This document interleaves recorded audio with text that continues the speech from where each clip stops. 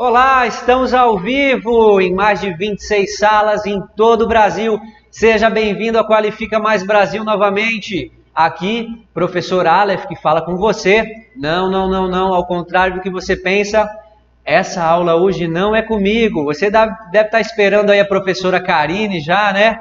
Já que está a professora Karine lá, deu aula pra gente, as 4 aulas gravadas, já tô assim, ó, como eu sou um aluno nota 10, já tô com a matéria na cabeça e agora é só tirar as dúvidas, não é mesmo? Calma, meu amigo. A professora Karine está se preparando, já está aqui no estúdio da Qualifica Mais Brasil se preparando e ela já vai entrar, tá certo? Antes disso, eu preciso dar alguns recadinhos para você, que é nosso aluno, né?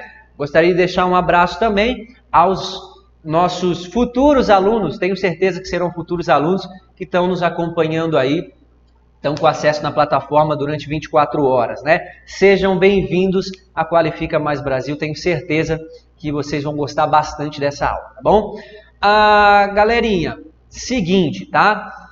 Hoje a aula vai ser um pouquinho diferente da aula que que a gente fez há 2 semanas atrás, né? Inclusive foi a aula comigo, onde eu expliquei sobre a prova de certificação. Se você não assistiu, por favor, não agora que você está ao vivo comigo aqui com a professora Karine, por favor, depois assiste essa aula 1, que ela é bastante importante, tá? Tá ali gravadinha.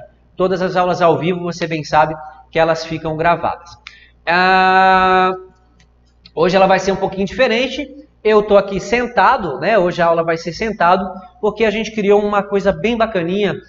A gente percebeu que alguns alunos estavam com um pouquinho de dificuldade em alguns termos de conta, né? Da questão em si. E a gente determinou que a gente separasse algumas questões. A professora Karine fez isso, claro, é a aula da professora Karine. Não quero nem me atravessar, longe disso, a professora Karine é braba. Ela separou algumas questões para que ela pudesse explanar para vocês. Então, tutora Ruth está presente na sala. Por favor, tutora, joga a mãozinha do professor Aleph ali para a galera assistir. Faz favor. Perfeito, gente. Então, hoje a aula vai ser assim. Bota meu rosto, professora. Tete a tete, olho no olho, você está me vendo, a gente vai conversar bastante. A professora Karine vai conversar bastante. E também, vamos lá, tutora, na mãozinha. E também aqui na mão, ó, você está vendo a minha mão, as minhas canetas coloridas, né? Verde, preta. Então tem uma porção de caneta aí, a professora vai brincar com vocês, realizando algumas atividades que já estão nas aulas gravadas, né? Você já teve a oportunidade de fazer elas. Se você não fez, carinha, presta atenção, meu amigo, minha amiga. Se você quer ser um aluno nota 10, vá assistir as aulas gravadas da professora Karine e vá fazer as questões, porque é muito importante que você faça a fixação do conteúdo. Rolou alguma dificuldade? Perfeito, estou aqui. Rolou alguma dificuldade? Perfeito, você pode tirar as dúvidas nas aulas ao vivo. Super interessante, tá? Vamos lá, também quero que vocês façam as perguntas. A aula hoje vai ter 45 minutos, agora são 20 horas e 3 minutos aqui no meu computador, no meu delay, no meu retorno. E vocês terão aula até 20h45, abriremos até às 9, depois 15 minutinhos, para as perguntas mais pertinentes, tá certo? Outra coisa que eu tenho para dizer para vocês é que hoje o professor Aleph, eu também vou participar da tutoria, tá?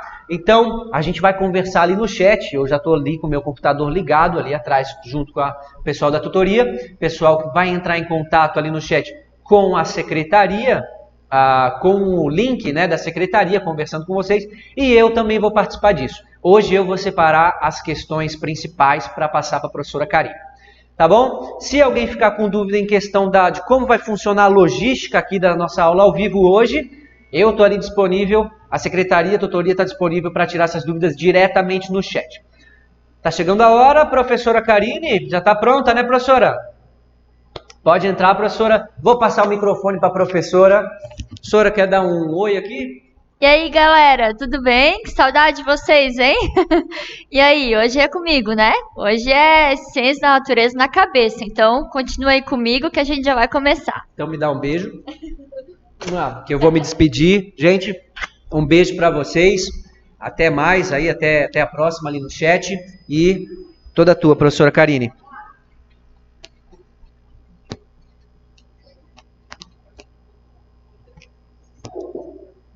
E aí, gente?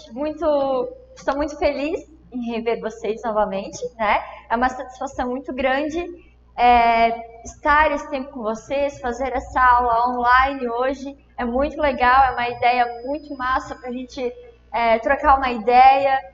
Eu separei aqui algumas questões para a gente trabalhar, né? Daqui a pouco, 10 questões super especiais que vocês têm que saber para a prova. Então, conecta agora aqui comigo, né? Desliga o WhatsApp, sai do Facebook e fica conectado agora só comigo, ok? Lembrando, então, como o professor Aleph falou, essa aula tem a duração de 45 minutos e nos últimos 15 minutos eu estarei aqui também para tirar algumas dúvidas que porventura surjam na hora aqui da aula, ok? Então, é nós agora juntos aqui, estudando, entendendo as questões de biologia, né? Como vocês sabem, esse eixo Ciência da Natureza envolve 3 disciplinas, biologia, física e química. Hoje nós vamos focar mais em biologia, né? Essa aula, ela envolve as 4 primeiras aulas que vocês já assistiram lá na nossa plataforma. Inclusive lá nós já trocamos muitas ideias, né? Muitos de vocês já falaram comigo lá na plataforma. Então, alguns tiraram dúvidas, outros fizeram aquela tarefinha que eu passei no final do vídeo, né? Foi uma troca de ideias muito legal.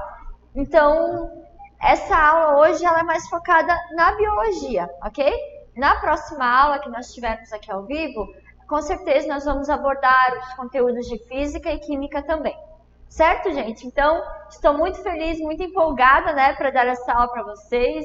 E conecta agora aqui comigo que a gente já vai começar aqui com as nossas questões, certo? Como eu falei, são 10 questões que eu separei para vocês. Escolhi elas a dedo, né? Porque eu acredito que nesse momento você quer dar a prioridade para aquelas questões que geralmente caem na prova do Enseja. Então, por isso que eu escolhi umas questões assim bem especiais para vocês, certo? Então, a gente vai focar nelas hoje, ok? Então, vamos lá, gente. Como eu falei para vocês, né? São 10 questões e o professor Aleph também disse que a gente vai trabalhar, vocês estão me enxergando, mas às vezes eu vou passar aqui para minha mão, para o meu papel. Então, eu trouxe algumas questões aqui impressas no papel e a gente vai resolvendo essas questões juntos, certo? Então, a nossa tutora, né, está aqui atrás das câmeras. Vou pedir para ela, então... já colocou ali, então. Olha que rápida a nossa tutora. Vamos, então, gente, para a primeira questão. Olha só. Essa questão, esse assunto, ele geralmente não, né? Sim, 100% de certeza que cai questões relacionadas à evolução, à seleção natural, tá? Então, essa questão aqui vocês já fizeram, porém, eu quero explicar ela melhor e passar mais algumas informações para vocês, certo? Então, essa questão diz assim: de Thomas Malthus, estudioso da demografia, Darwin adotou uma ideia crucial. Nem todos os indivíduos que nascem conseguem sobreviver e se reproduzir em função das limitações de alimento e espaço. Darwin estendeu esse conceito a todas as espécies. Assim, a superabundância de filhotes, como no caso de alevinos de salmão, que são filhotes de salmão, né, dá origem à competição, sobrevivendo só os mais bem adaptados. Então, gente, esse pequeno texto foi retirado, então, da revista National Geographic, né, lá em 2004, mas, mesmo assim, ainda é atual, certo? A pergunta é: de acordo com o texto, podemos afirmar que ele se refere à evolução com base na letra A, migração, B, explosão demográfica, C, seleção natural e D, deriva genética. Como vocês podem ver, aqui eu já selecionei a resposta certa, tá? Que é a letra C, seleção natural. Mas, professora Karine, por que seleção natural? O que é, afinal, a seleção natural? Eu quero explicar esse assunto mostrando essa imagem aqui para vocês. Vocês estão vendo aqui 2 girafas, uma com o pescoço mais curto, ou de algum pescoço mais longo, certo? O que a seleção, gente, natural nos fala? Qual é essa teoria? Que os organismos mais bem adaptados têm maiores chances de sobrevivência do que os menos adaptados. Então, né, por consequência, os mais bem adaptados vai deixar um número maior de descendentes.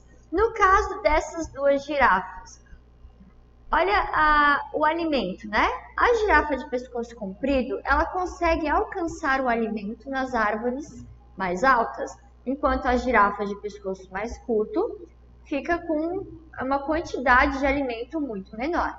Então, gente, a seleção natural, ela faz com que os organismos mais bem adaptados, como nesse caso a girafa de pescoço comprido, que ela sobreviva e, por consequência, gere os seus descendentes. E, infelizmente, né, as girafas de pescoço curto acabam morrendo, porque ela não tem toda essa demanda de alimento, né, para ela. Então, elas acabam morrendo. Isso é seleção natural, ok? Os organismos mais bem adaptados ao ambiente sobrevivem, enquanto os menos adaptados acabam morrendo.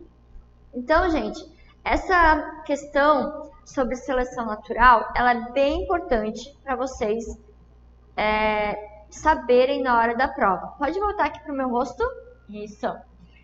Olha só, gente. A seleção natural, se cair uma questão dessa, que é quase certeza que cai, ela está relacionada a Charles Darwin. Charles Darwin, que é o pai da evolução, né? Foi ele que criou toda essa teoria. Então, na prova de vocês, ou qualquer questão que vocês forem resolver, que esteja relacionada à seleção natural, a resposta Charles Darwin. Ou se a pergunta for Charles Darwin, a resposta seleção natural, como a gente viu nessa questão aqui que a gente acabou de fazer. Então, gente, eu quero passar também uma outra informação para vocês relacionada com esse assunto, tá? Teve um cara também que, antes de Charles Darwin, elaborou outras teorias. Ele era o Lamarck. Pode voltar aqui para minha mão agora. Olha só, deixa eu usar um pouco esse espaço aqui da folha, tá? Lamarck, tá? Pode ser que uma questão dessa também caia na prova de vocês. Lamarck, gente, veio antes de Darwin. E a ideia dele era bem diferente, na verdade, da de Darwin. Ele tinha uma lei, né? Ele criou a teoria da lei do uso e desuso. O que quer dizer essa lei do uso e desuso? Ela quer dizer, gente, que quando um animal usa muito uma determinada parte do seu corpo, essa parte do seu corpo vai evoluir, vai crescer, né? E se ele não usa, essa parte do corpo dele vai acabar atrofiando, justamente por não usar. Então, Lamarck achava que as girafas tinham o pescoço comprido de tanto esticar o pescoço para pegar as folhas nas árvores mais altas. Entendeu? Então, essa foi a ideia de Lamarck. Se um animal usa muito uma parte do seu corpo, ela vai evoluir, ela vai crescer, né? Vai ficar mais avantajada, digamos assim. E a lei do desuso, então, é que se ele não usa essa parte do corpo, ela atrofia e acaba perdendo aquela parte do corpo. Além dessa lei, ele criou também a teoria dos caracteres adquiridos. Caracteres adquiridos. O que essa lei falava, né? Essa teoria dos caracteres adquiridos fala que se por exemplo, o pai, né, de uma criança, se ele malhar muito durante toda a sua vida, e quando ele tiver um filho, o filho dele pode nascer também musculoso, porque o pai dele adquiriu essa característica durante a sua vida. Então, se o pai é todo bombado, né, por fazer atividades físicas, o filho dele também vai nascer desse jeito, porque o pai dele adquiriu essa característica ao longo da sua vida. Agora a gente olha assim, né, pô, que besteira que Lamarck estava falando. Mas assim, gente, na época dele, as pessoas não tinham muita ideia, assim, desses assuntos, né? Então, foram estudos que o Lamarck fez e que ele acreditava que serem verdades, né? Por isso, hoje nós sabemos que isso aqui não é mais verdade, né? A ciência até não aprova essas leis aqui. Hoje em dia, a ciência aprova as teorias, né, de Darwin, da seleção natural, da teoria da evolução, certo? Então, espero que você tenha entendido bem esse assunto. Qualquer dúvida em relação a isso pode me perguntar depois, porque ela é muito, muito, muito importante para que você vá para a aula, né, vá para a prova, sabendo essa questão. Certo, gente? Muito bem. Pode vir aqui para o meu rosto. Certo. Deixa eu separar aqui nossos papéis. Muito bem. Tem agora uma outra questão. A gente vai mudar agora um pouquinho de assunto, tá? Hoje os assuntos são meio variados, né? Mas eu peguei justamente assuntos que podem gerar alguma dúvida na sua cabeça quando você for estudar. Então, as questões que tem lá na nossa plataforma, essas são questões que vocês fizeram lá no nosso quiz, lá na nossa plataforma. E tem algumas pessoas que vieram tirar algumas dúvidas comigo. Então, eu separei essas justamente para explicar um pouco melhor, tá bom? Mas tá tudo lá na nossa plataforma, né? Que, aliás, as aulas lá são super completas, são ótimas. Então, aqui é mesmo só para você entender um pouco melhor. Vamos para a próxima questão. Vamos falar um pouco de sons. Vamos lá. Pode pôr ali na minha mão. Olha só. Essa questão diz o seguinte: de acordo com a Organização Mundial de Saúde, o limite de intensidade sonora para o ouvido humano é de 65 decibéis. Ruídos acima de 85 decibéis aumentam o risco de comprometimento auditivo. Sons acima de 130 decibéis podem romper o tímpano e causar surdez. Quanto maior o tempo de exposição a sons intensos, maior o risco de danos auditivos e de outros problemas como a pressão alta, insônia e problemas digestivos. Agora a pergunta. Até agora são só informações, certo? Vamos para a pergunta. A intensidade sonora do trânsito de uma grande avenida na cidade varia de 80 a 90 decibéis. O jornaleiro que passa o dia inteiro em sua banca na avenida fica submetido a esse ruído constantemente. Pode-se supor que esse jornaleiro, letra A, não corre risco algum quanto à sua saúde auditiva. B, corre um sério risco de rompimento de seus tímpanos. C, corre o risco de adquirir pressão alta e insônia. E D, passa o dia todo com dor de ouvido. Olha só, gente, essa questão, na verdade, ela não é complicada, porém, a gente tem que ter atenção quando for resolver, certo? Então, eu até fiz aqui, eu vou usar a parte aqui de baixo do meu papel, depois eu vou mostrar essas imagens aqui para vocês, tá? Mas eu quero mostrar como eu faria, né, se eu estivesse lá na prova, né? Se eu fosse você e estivesse lá fazendo a prova. Eu faria uma linha e colocaria essas informações ali de cima da quantidade de decibéis, né? Eu colocaria essas informações, ó. 65 decibéis é o limite, né? Pra gente ter para os sons assim agradáveis para os nossos ouvidos, né? 85 decibéis, então, acima, né? Pode causar um comprometimento auditivo, né? Já pode dar algum problema ali na audição. E a partir de 130 decibéis, gente, daí o caso ficou crítico. A pessoa pode até ficar surda, né? Pode romper o tímpano. Então, gente, se esse jornaleiro passa o dia inteiro... Deixa eu tampar isso aqui. Se esse jornaleiro passa o dia inteiro numa avenida, né? Que varia de 80 a 90 decibéis, o que pode acontecer com ele, gente? De 80 a 90, então aqui está 85, mais ou menos aqui assim, né? Será então que na questão não vai correr risco algum quanto à sua saúde auditiva? Não, né, gente? Porque a gente sabe que de 80 a 90 decibéis já pode dar algum probleminha na audição dele. Então, essa questão a gente não coloca. B, corre um sério risco de rompimento de seus tímpanos? Também não. Pelo que nós lemos aqui, sons acima de 130 decibéis é que podem romper o tímpano e causar surdez. Então, a letra B também não é. C. Corre o risco de adquirir pressão alta e insônia. Olha, gente, essa questão aqui, ó, quanto maior o tempo de exposição a sons intensos, maior o risco de danos auditivos e de outros problemas como a pressão alta, insônia e problemas auditivos. Então, essa questão aqui a gente já pode considerar. E a letra D, passa o dia todo com dor de ouvido. Dor de ouvido, gente, não está relacionado a som muito alto, ele está relacionado mais a uma inflamação, né?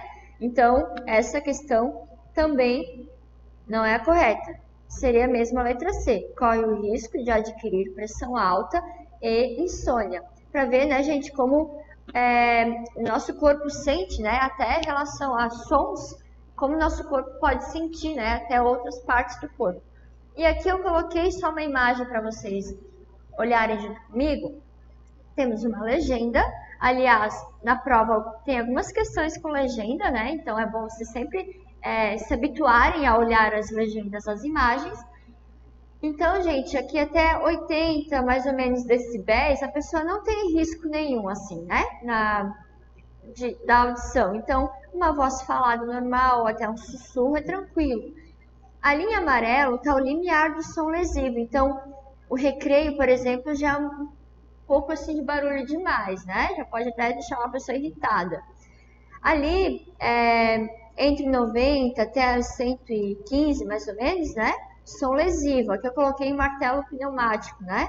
E por último ali, sons excepcionais, lesão irreversível. Então, tá ali, né, no avião a decolar. Se a pessoa está muito perto de onde o avião está decolando, os seus tímpanos podem até estourar, né?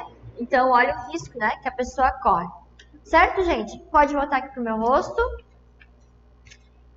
Deu para entender essa questão? É uma questão tranquila, porém tem algumas informações que a gente tem que prestar atenção na hora da prova, porque pode ter assim algumas palavras-chave que vão te dar uma dica da resposta. Você pode responder como eu fiz, né? Indo por eliminatória. Ah, letra A não é. Letra B também não é. Ah, vou ficar entre C e D. Então, eu vou eliminar as que não fazem sentido e vou ficar com aquelas questões que fazem mais sentido, né?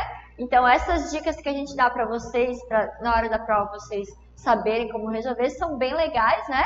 Então, preste muita atenção nessas dicas aí que com certeza vão te ajudar bastante, certo? Vamos lá, vamos para a próxima questão. Questão 3. Vamos lá, nossa tutora Ruth, isso aí. Quero tampar ali, depois eu mostro ali aquela imagem para vocês. Olha o que diz ali.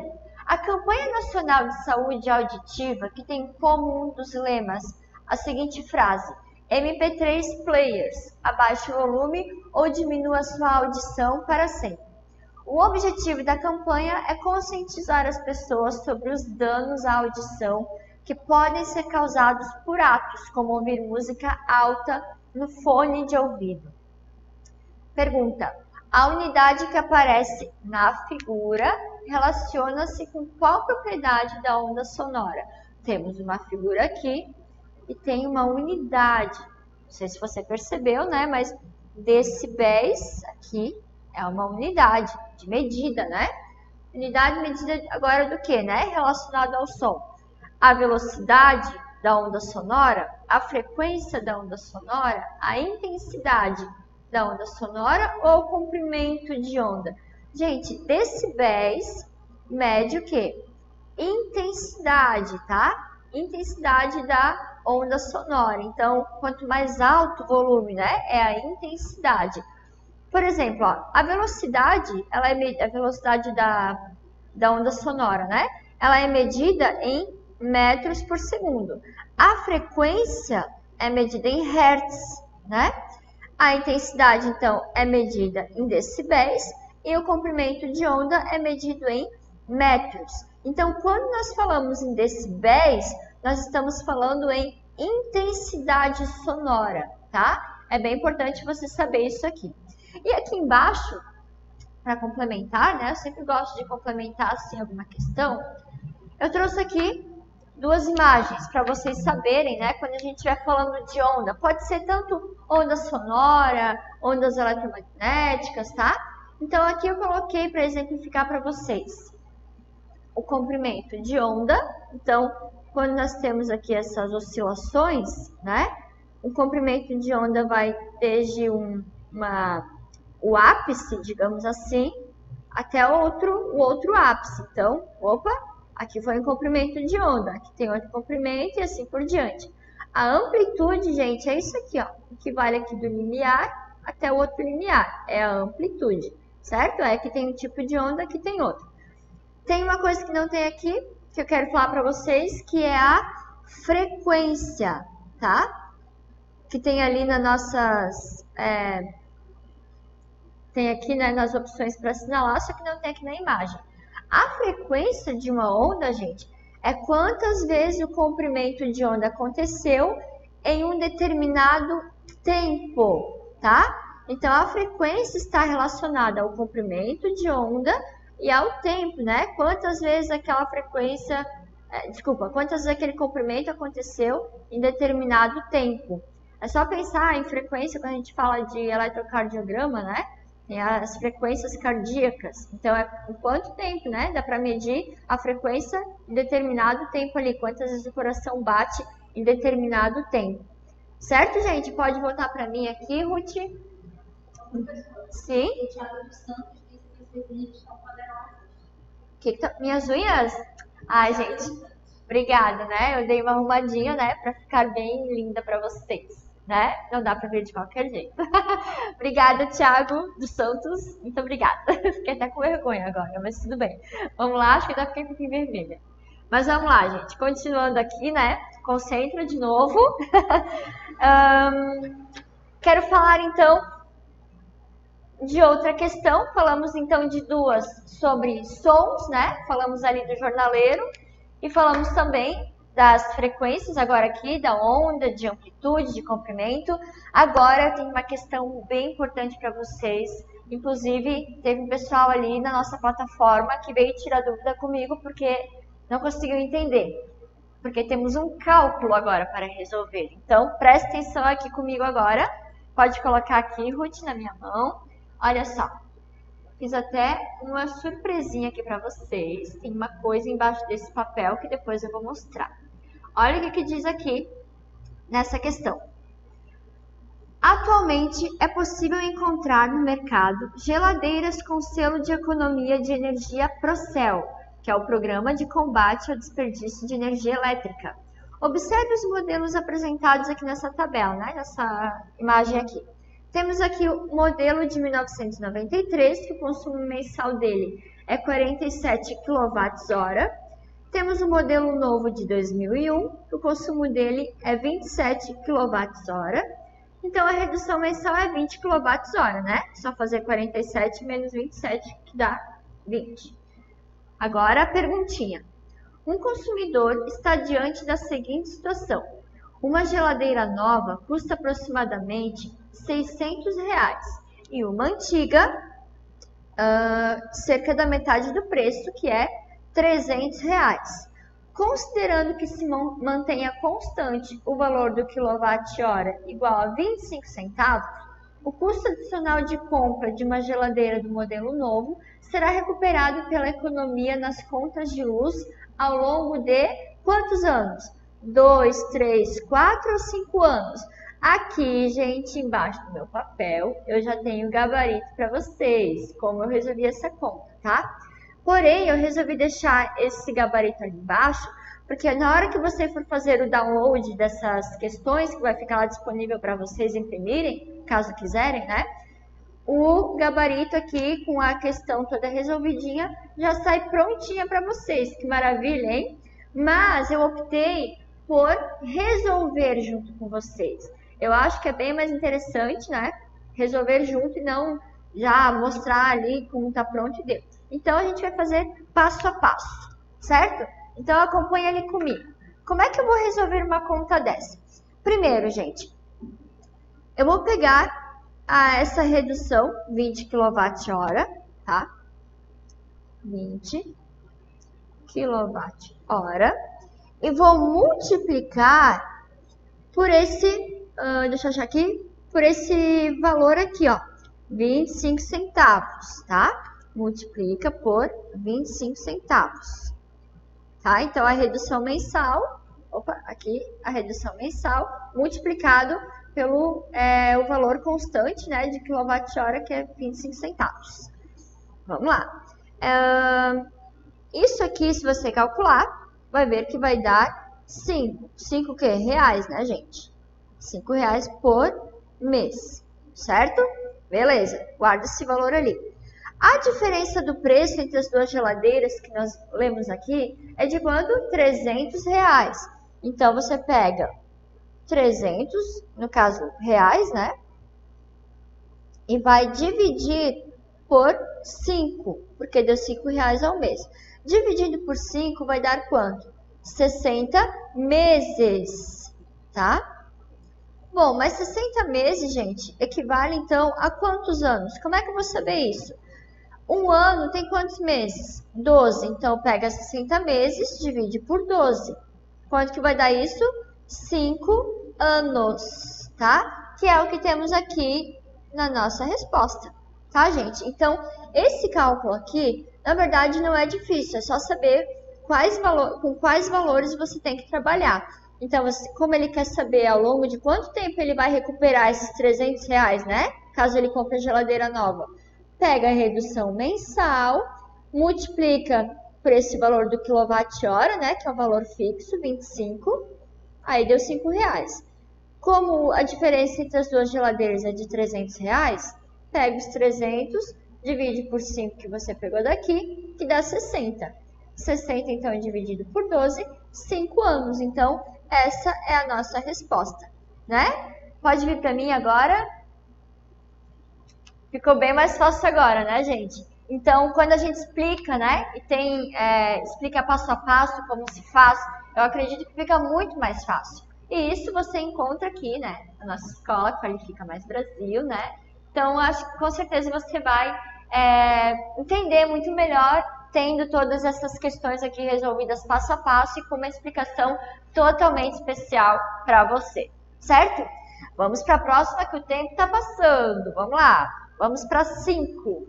Pode pôr ali na minha mão. Vamos lá. O tempo passa muito rápido. Vamos lá, gente.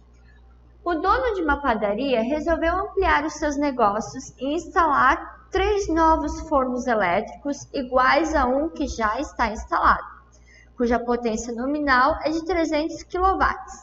Um eletricista chamado para dimensionar a fiação para suportar a carga adicional sugeriu trocar a bitola, que é o diâmetro dos fios que ligam o quadro de força específico dos fornos até o local onde fica o relógio marcador do consumo de energia. Para uma instalação correta, a nova bitola de fio deve ser capaz de suportar uma corrente elétrica no mínimo igual ao quê? A da instalação atual, a 2 vezes a da instalação atual, a 3 vezes a da instalação atual ou a 4 vezes a da instalação atual. Gente, bastante informação. Porém, você precisa trabalhar com o que realmente importa, com as informações que importam. Então, é só entender a questão, né? Tem algumas questões que você precisa interpretar um pouco para conseguir responder. E essa questão não é diferente. Então, se um dono de padaria já tem um forno elétrico, ó, um que já está instalado. Aqui, né? Um já está instalado. E ele quer instalar 3 novos. Então, gente, muito fácil, né? Um que ele está instalado e os 3 novos que ele quer instalar. Então, ele precisa... a nova bitola de fio, né? Tem que ser capaz de suportar 4 vezes a da instalação atual. Porque senão não vai dar conta, né? Os forninhos ali não vão funcionar. Certo, gente? Então, essa até que é mais tranquila, essa questão. Mas eu só peguei ela para vocês entenderem que, às vezes, tem todo um enunciado grande, né? E você tem que trabalhar com as questões, com as palavras-chave, o que é mais importante para você conseguir responder a questão. Já vou direto para 6 agora aqui, ó. Essa é bem importante também. O uso de fontes renováveis de energia é recomendável porque, mesmo com o passar dos anos, essas fontes não se esgotam e podem continuar a ser utilizadas. Esse é um dos fatores a favor do uso de: letra A, hidrelétricas e termoelétricas movidas a petróleo; letra B, hidrelétricas e coletores solares; letra C, termoelétricas movidas a petróleo ou a gás natural; e letra D, coletores solares e usinas nucleares. Gente, já coloquei aqui a resposta para vocês, né? É a nossa letra B. Por quê? Hidrelétrica, eu até coloquei aqui com a imagem, elas trabalham com uma fonte renovável, né? Então, quando a gente fala em fontes renováveis e não renováveis, as renováveis são aquelas que na natureza elas estão sempre se renovando, que não se acabam. Fontes não renováveis são aquelas que uma hora terminam, tá? Que estão lá na natureza, porém uma hora vai terminar. Então, hidrelétricas e coletores solares são duas fontes que são renováveis. Hidrelétrica porque vem da água, né? Então, isso aqui eu peguei uma imagem aqui para ilustrar melhor. Vem da água, então nós temos ali hélices que trabalham com a movimentação da água e dessa forma produz energia elétrica. E coletores solares, né? Peguei aqui uma imagenzinha bem fofa para ilustrar para vocês, que a energia do sol é transmitida ali para casa, né? Através de células fotovoltaicas. Então, a casa fica bem abastecida, né? Com esses coletores solares, tá bom? Por que não é, no caso aqui, letra A, né? Hidrelétricas e termoelétricas movidas a petróleo. Gente, petróleo, ele é retirado dos fósseis, né? Então, termoelétricas movidas a petróleo não pode ser justamente por causa disso. Fósseis, os combustíveis fósseis, que além do petróleo também é carvão, né? Eles fazem parte da fonte não renovável, porque uma hora pode terminar, certo? A letra C também não é, nenhuma das duas é fonte renovável, né? Nem gás natural e nem termoelétricas. E a letra D, coletores solares, ok. Usinas nucleares, não, né? As usinas nucleares são movidas a materiais radioativos, então não é energia renovável. Ficamos então com a letra B, hidrelétricas, que são movidas à água, e coletores solares, que é movido ao sol. Certo, gente? Essa tá tranquilo, né? Muito bem, pode vir para mim. Gente, espero que você esteja entendendo tudo, né? São questões bem importantes e são questões que você precisa saber. Por isso que a gente está aqui dando todo esse aparato para você saber como resolver, para na hora da prova lá ser super fácil. Você vai lembrar das nossas aulas da plataforma, você vai lembrar dessas aulas e você vai conseguir lembrar, gente, e arrasar na prova, tenho certeza, tá bom? Vamos para a questão 7. Vamos lá, vai para minha mão. Opa, aqui já está na 8 também, eu vou colocar só 7. Essa aqui é super importante também, é uma questão que gosta muito de cair, né? De cair em questões tipo Enem também, cai muito, então preste muita atenção. Olha só. Os micro-organismos responsáveis pela decomposição orgânica são extremamente importantes para a natureza e para o equilíbrio ecológico. Decompondo a matéria orgânica, esses organismos devolvem ao ambiente componentes químicos essenciais, completando assim o ciclo da vida. Porém, quando ocorre grande decomposição em espaços limitados, principalmente na água, há um aumento excessivo de nutrientes. Esse processo é eutrofização, tá? Ocasionando a diminuição da taxa de oxigênio e, consequentemente, a morte de muitos organismos aeróbios. Organismos aeróbios são aqueles que precisam de oxigênio para sobreviver. Então, como no caso aqui da do enunciado, né?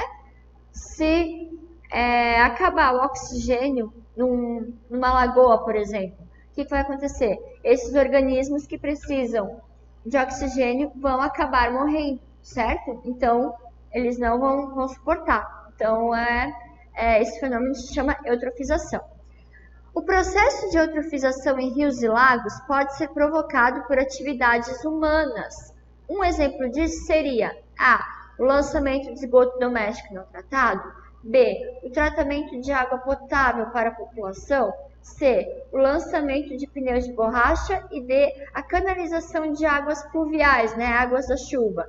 Gente, essa aqui, então, letra A. Esgoto doméstico, né? O que tem no esgoto doméstico? Muita matéria orgânica, tá? Então, com certeza, isso aqui não é. Pode vir aqui para mim, pro meu rosto. Então, gente, o que acontece na eutrofização? Um aumento excessivo de matéria orgânica. Então, os seres vivos, tanto os aeróbios, que precisam de oxigênio, quanto os facultativos, que não precisam de oxigênio para sobreviver, eles estão numa lagoa.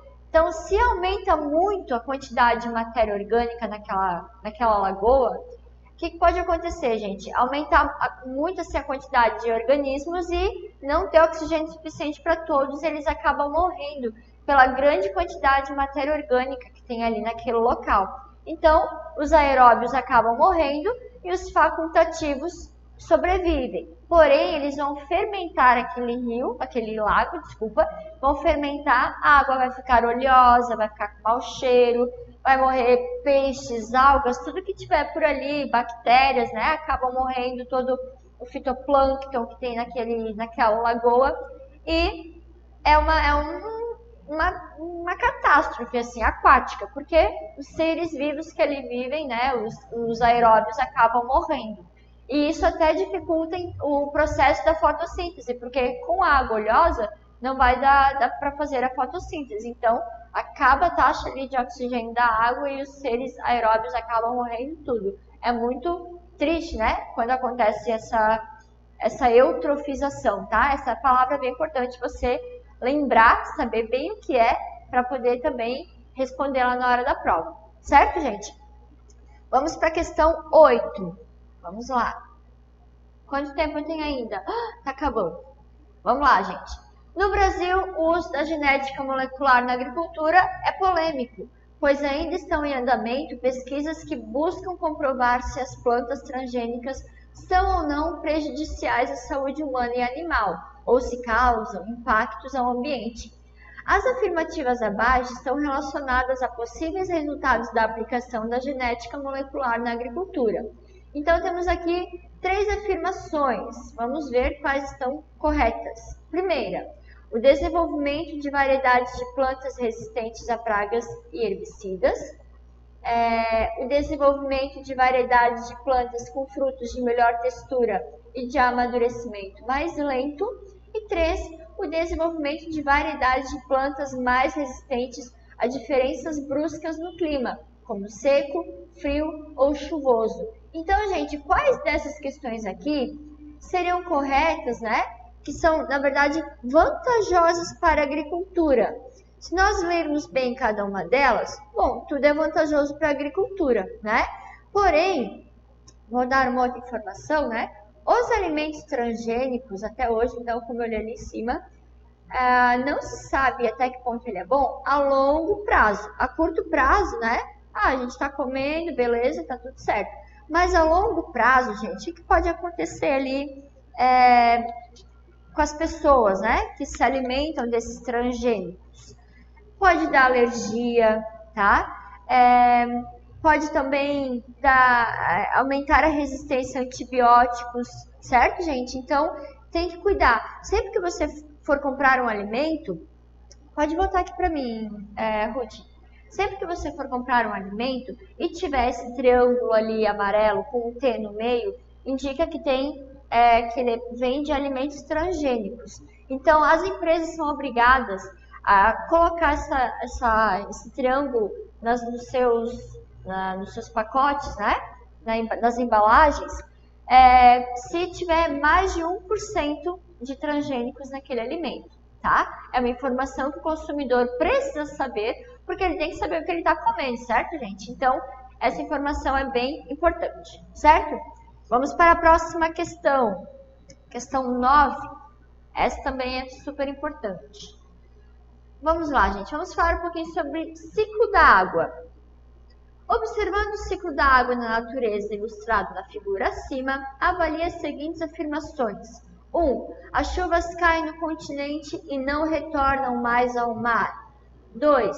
Nuvens se formam no mar pela evaporação da água do oceano e do continente. 3. Quando a água das chuvas atinge a terra, escoa pela superfície, alimentando diretamente os rios e infiltra-se no solo, alimentando os lençóis subterrâneos. Quais afirmações estão corretas, gente? Já coloquei ali no gabarito. Sim? Para você escrever eutrofização. Ah, escrever? Vou escrever já nesse papel aqui, ó.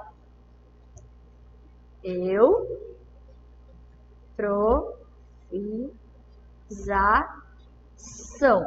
Beleza?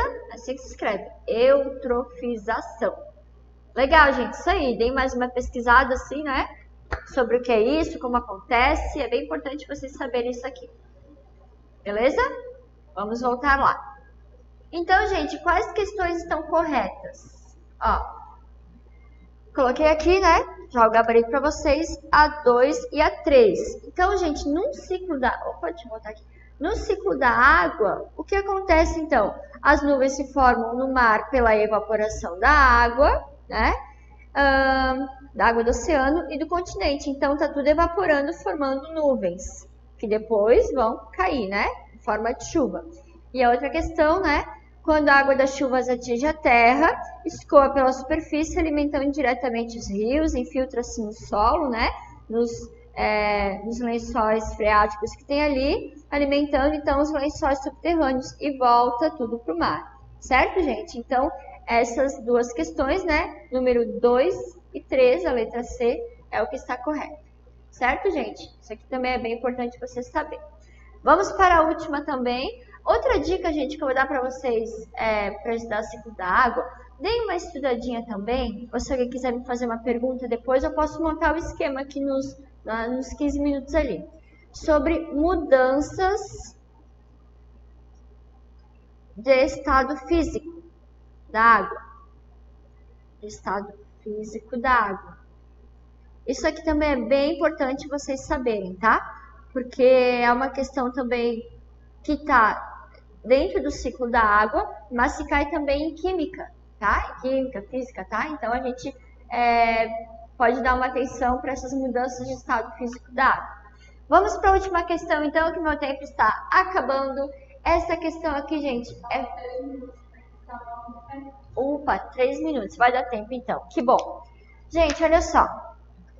Essa questão aqui, se você ler, você vai ver que ela é fácil, mas aqui na escola, né, nas turmas aqui, eu vejo que o pessoal se engana, que eles caem nessa pegadinha. Então, eu quero dar essa dica bem importante para vocês, né? Dica especial ali para os nossos queridos alunos que estão online. Olha só. Segundo dados do IBGE, 80% do lixo gerado no Brasil é depositado em lixões a céu aberto, sendo apenas uma pequena parte dele entregue para as usinas de reciclagem. Temos aqui, então, esse gráfico, certo? Com uma legenda aqui embaixo. E as regiões do Brasil: Norte, Nordeste, Sudeste, Sul e Centro-Oeste. Pergunta: analisando-se o gráfico acima, conclui-se que a região brasileira que mais investe em reciclagem é Nordeste, Sudeste, Sul ou Centro-Oeste? Gente, meus alunos caem nessa questão. Por quê? Eles olham, geralmente, o gráfico que está mais alto. Realmente, se a gente for ver, é do Nordeste. Mas se a gente for olhar bem a legenda, olha o que ela diz. A cor preta representa o quê? Vazadouro a céu aberto. O branco representa a reciclagem. E o cinza, outras formas, tá? Eu sei que as cores estão meio parecidas, mas dá de ver bem, né? Então, a pergunta, gente, é sobre a região brasileira que mais investe em reciclagem. Então, Norte, Nordeste, Sudeste, Sul ou Centro-Oeste? Como eu falei, meus alunos falam que é Nordeste, porque eles veem que está maior. Aí eles entram numa polêmica, né? Às vezes na sala, até algum perceber que o Sudeste é que está ali com o gráfico, né, na cor branca, um pouquinho maior do que os outros, ó. Os outros quase não aparecem. Mas o Sudeste é que aparece um pouquinho mais. Tá vendo que tá bem pequenininho? É o Sudeste, né, a região brasileira que mais investe em reciclagem, certo? Então essa é a resposta certa, a letra B. Tranquilo, gente? Então, na prova, né? Cuidado com as imagens, olhem bem as legendas, porque isso faz toda a diferença. Volta aqui pra mim, pro meu rosto. Gente, às vezes é uma questão tão fácil que não precisa nem pensar muito, não precisa de muitos conhecimentos. Mas com as dicas que a gente dá aqui pra você, você vai conseguir resolver fácil, né? Você vai olhar, meu, que fácil, isso aqui eu lembro da aula, eu aprendi lá, eu lembro que a professora Karine me deu a dica, o professor Aleph, os outros professores. Então, essas informações vocês têm aqui com exclusividade, né? Para você conseguir realizar a sua prova com muito sucesso, né? E conseguir aí tirar uma ótima nota e passar com, poxa, com glória, né? Dessa prova aí de vocês, o Enseja. Certo? Coração. Opa, tá na hora já. Vamos abrir então, Ruth, para as perguntas? E aí? Bom, a prova de vocês estavam super esclarecedoras, tá? Que bom, isso aí. O Thiago não entendeu bem a quinta questão. Quinta, vamos para a quinta questão. 19ª. Ah, tá. Do forninho, né? Essa, Thiago, vamos lá. Pode pôr aqui na minha mão, então. Olha só, essa é a quinta questão, né? Essa aqui, gente, ela é mais interpretativa mesmo, tá? Mas as informações estão todas aqui. Então, vamos retomar, ó. O dono de uma padaria resolveu ampliar os seus negócios e instalar 3 novos fornos elétricos igual a um que já está instalado. Então, esse dono da padaria, ele já tem um. Ele quer instalar mais 3. Só que o que ele tem lá, né, a fiação que ele tem lá, é suficiente só para um forno elétrico. Um eletricista, então, foi lá, né, fazer toda... foi lá dimensionar, então, toda a fiação que precisava ser trocada para suportar essa carga com mais 3 fornos elétricos. Então, como é que a gente vai saber que ele tem que a resposta certa é 4 vezes? Porque um ele já tem. Ele quer instalar mais 3. Então, gente, é só somar aqui, né? O 1 que ele já tem com mais 3 novos que ele ainda quer instalar.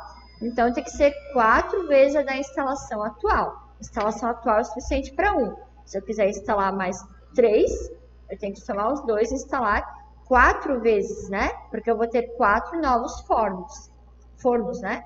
Certo, gente? Então, não sei se era essa dúvida mesmo, se ficou mais claro, né? Mas é como eu falei, às vezes o enunciado traz um monte de detalhes que nem precisava saber. Aqui, né, potência nominal de 3 kW. Isso aqui nem é uma informação importante para a nossa questão. Só trabalhe mesmo com as palavras-chave. Então, nesse caso aqui, 4 vezes a da instalação atual. Certo?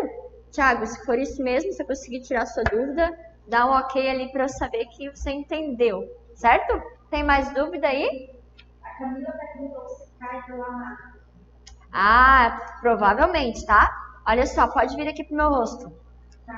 E para explicar novamente, tá? A diferença entre Lamarck e Darwin. Vamos. O Thiago não entendeu. Legal, Thiago, isso aí. Vamos voltar para Lamarck e Darwin. Que bom, gente. Oi? Marcelo? Oi, Marcelo, tudo bem aí? Tá tudo certo? Tá acompanhando nossa aula? Tá gostando? Qualquer dúvida aí, pode mandar que eu já respondo, tá? Vamos aqui para minha mão, então. Falar sobre Lamarck e Darwin. Bom, gente, na prova de vocês, quando a pergunta for sobre Darwin, vou até pegar aqui o papel, tá? Vou virar aqui o papel para responder. Quando falar sobre Darwin, sempre relacione Darwin com a teoria da seleção natural, tá? Porque foi ele que criou essa teoria. Essa teoria fala o que mesmo, vocês lembram? Fala lá, então, que um organismo mais bem adaptado, ele vai ter mais condições de sobreviver, mais bem adaptado ao ambiente, né? Ele vai ter mais condições de sobreviver em um ambiente, e o menos adaptado vai acabar morrendo. Então, esse que está mais bem adaptado, ele vai gerar descendentes. e o que está menos adaptado vai morrer. Então, ele não vai conseguir sobreviver, né? Ele vai acabar morrendo, não vai gerar descendentes. Por isso que a seleção natural, né? Não tem fatores externos agindo sobre eles, né? Eles são selecionados naturalmente. Essa é a ideia de Darwin, além também, né, da evolução, né?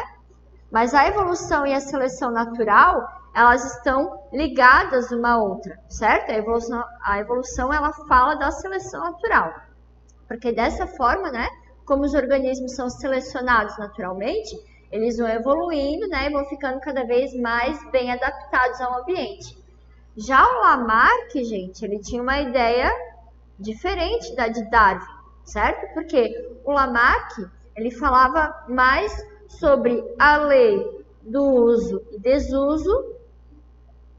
Então, se um animal usava muito uma parte do corpo, ela sempre ia crescer, ia desenvolver mais, e o desuso ia atrofiar. Tem um outro exemplo de Lamarck também, que eu lembrei agora, que fala das aves pernaltas, aquelas aves que vivem em lagoas, sabe? Então, elas têm as pernas compridas. Por quê? Por que Lamarck dizia que elas têm as pernas compridas? Para não molhar as peninhas dela, né? Então, tem a água ali, ela tá lá com as suas, né? Tá com as suas... Eu não sou muito boa no desenho, tá, gente? Mas só para vocês entenderem. Então, ele dizia que as pernas delas eram compridas para não molhar essas penas, né? Que ficavam nessa parte aqui de baixo. Era a ideia de Lamarck. Então, de tanto usar as pernas, né? Para ficar mais alta para não molhar as penas, ela acabou desenvolvendo essas pernas aqui mais compridas. Pode procurar. Se você quiser pesquisar um pouco melhor, né? Das ideias de Lamarck, você vai encontrar isso aqui lá também, lá na internet, né? Caso você for procurar. E...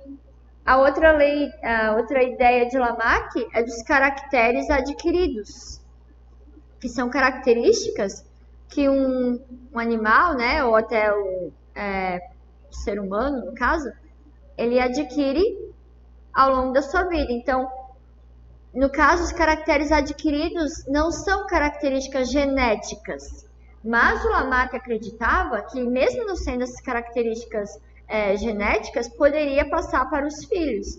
Então, eu dei esse exemplo ali, né, do cara musculoso que teve o filho ali, e o filho acabou nascendo com os músculos também maiores, mas o filho nasceu mais bombado, digamos assim, né, com essas características, então, que o pai adquiriu durante a vida dele. Hoje em dia, nós sabemos que não é assim.